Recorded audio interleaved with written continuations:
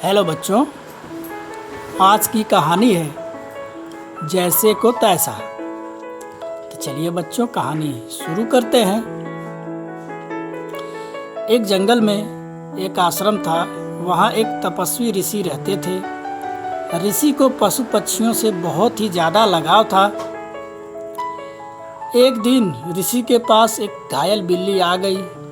उन्होंने बिल्ली को ठीक कर अपने पास रखना शुरू किया। बिल्ली भी उन्हीं के पास रहकर अपना जीवन व्यतीत कर रही थी। एक दिन एक लोमड़ आश्रम के पीछे आकर बिल्ली को मारने आ पहुंचा था। लोमड़ को देखकर बिल्ली काफी डर चुकी थी, क्योंकि पहले भी एक बार बिल्ली को लोमड़ ने घायल कर दिया था। इस बार लोमड़ को दोबारा देखकर बिल्ली ने सोचा कि आज मेरे जीवन का अंतिम दिन है। लेकिन बिल्ली किसी तरह बचकर ऋषि के पास जा पहुंची।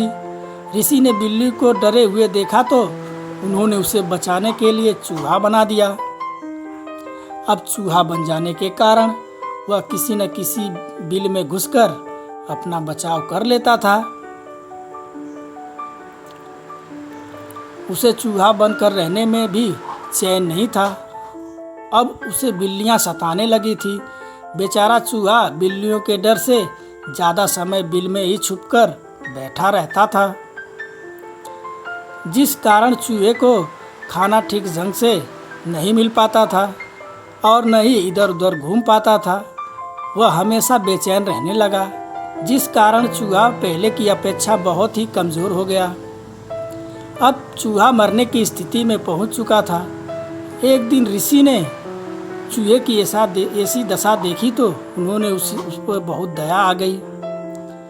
ऋषि ने चूहे को निडरता से रहने के लिए शेर बना दिया। अब वह शेर बन जाने के बाद वह सभी जानवरों पर भारी पड़ने लगा।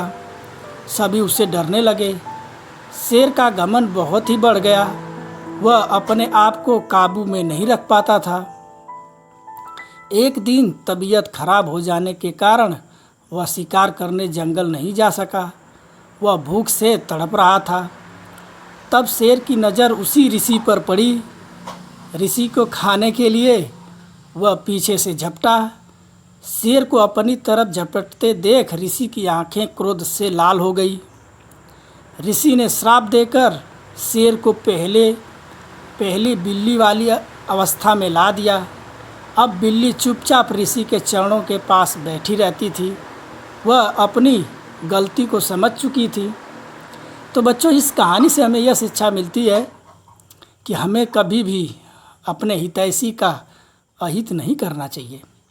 तो चलिए बच्चों, फिर मिलेंगे ऐसी ही कहानी के साथ। तब तक के लिए बाय बाय बच्चों।